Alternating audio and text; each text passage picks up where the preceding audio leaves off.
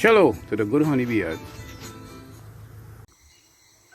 Friday, August 28, 2020. It's 6:30 p.m. and I'm doing a look through to see what's going on here with these colonies.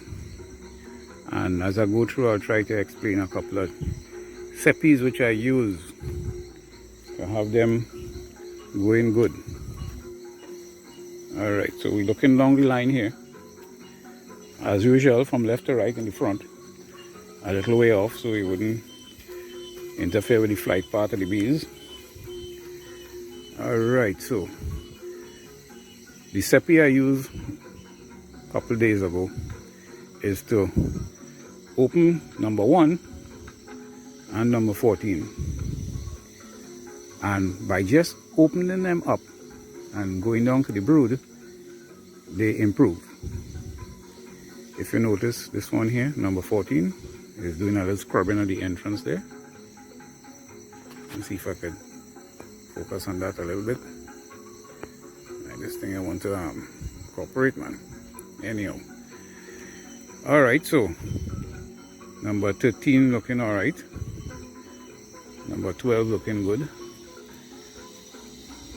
Number 11 has a piece of a reducer, about 4 inches. However, number 10, they coming in with pollen, plenty pollen, but look at the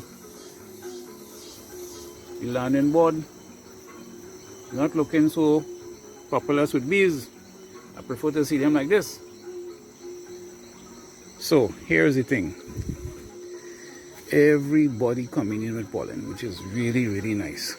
I don't have to go and put in that pollen patty I made recently at all. You see that? See pollen coming in there?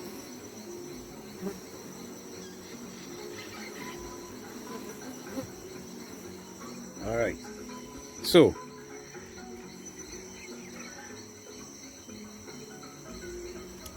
what I'm going to be doing, 28 and 2 is 30. At the end of this month, what I'm going to do is, for instance, I know number 1 here, when I smell them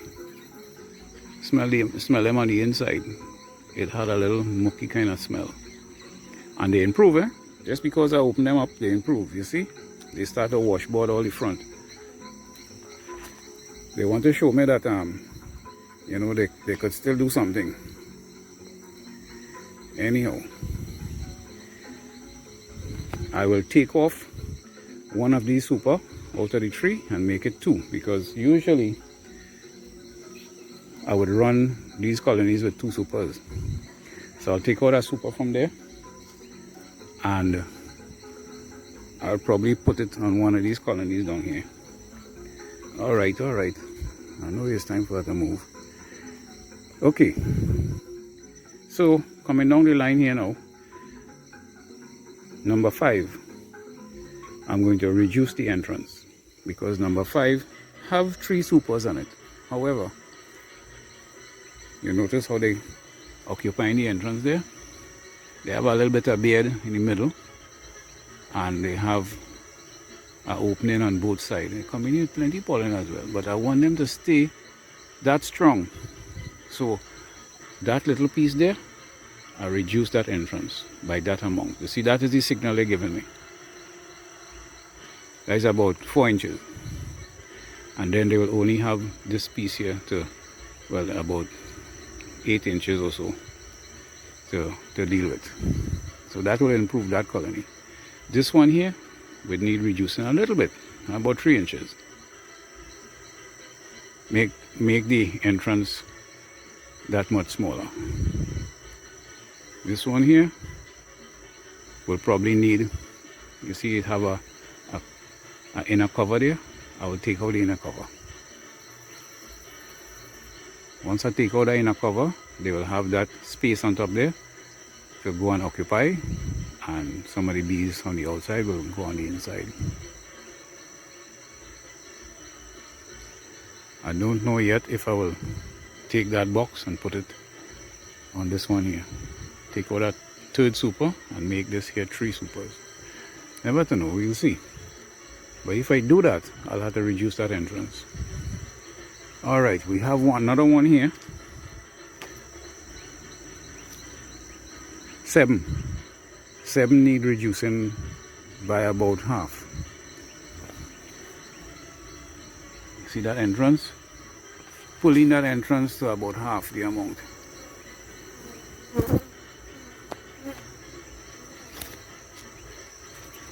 This one here will need the inner cover removing and let them occupy the top, as well as this one.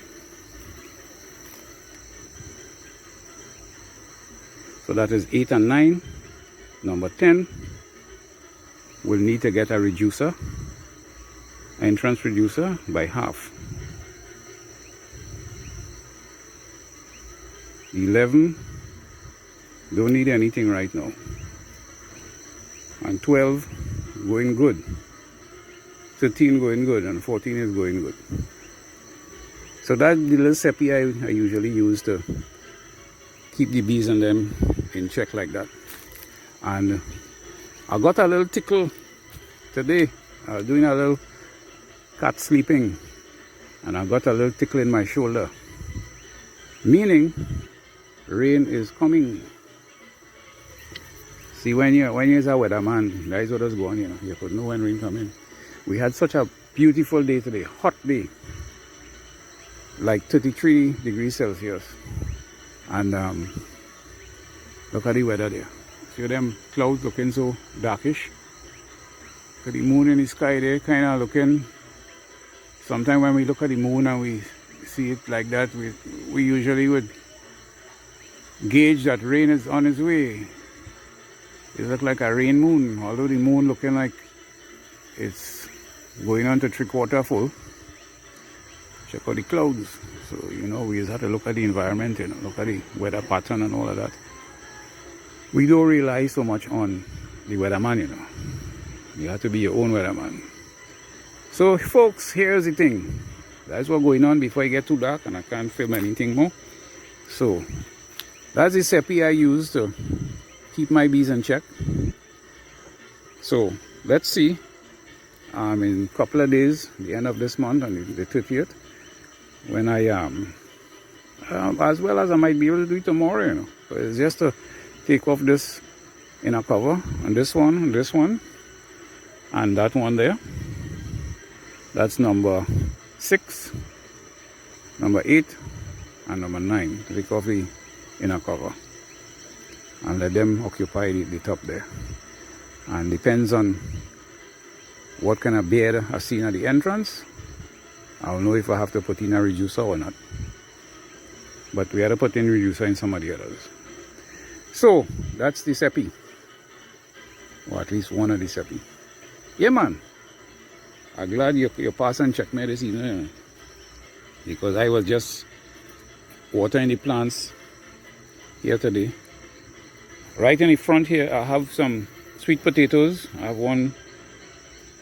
I know how they call them now. It's like one bunch there, another one there, and they will occupy these beds here. I want to put in some squash, pumpkin, or watermelon, right in the front here.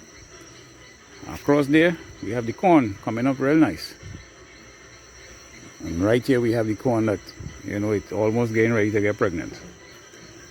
Yeah, man. Okie dokie. Pickle and spooky. So it's time to head in. Yeah, man. Early. Take your dinner. Relax yourself. Check out all them people who feel they're so smart by not putting on their mask correctly. I went in the town today and I see in my country here, people are now beginning to get the idea that they need to put on the mask on the nose, from the nose, not just under the nose hole. Some of them do it like that, you know, they put it right under the nose hole, as though they're breathing only through their mouth. Some really, really smart people, but yes, sir. So, I would say about 99% of the people heeding the call to put on masks and, you know, do the right thing. You have the one or two in between. I see them today who feel they're so smart. Anyhow, I doing the right thing. I working at home. I just go to do a bit of honey sales, fill some of those orders that I have, and dish them out quick and come back in. So maybe you can do the same. Keep safe, keep everybody safe, keep all the strangers safe too. And if you see anybody who want to do nonsense, just point a finger at them. Make sure when you point the finger, the other finger is not pointing back at you. So you have to point to them like that. Alright folks, laters.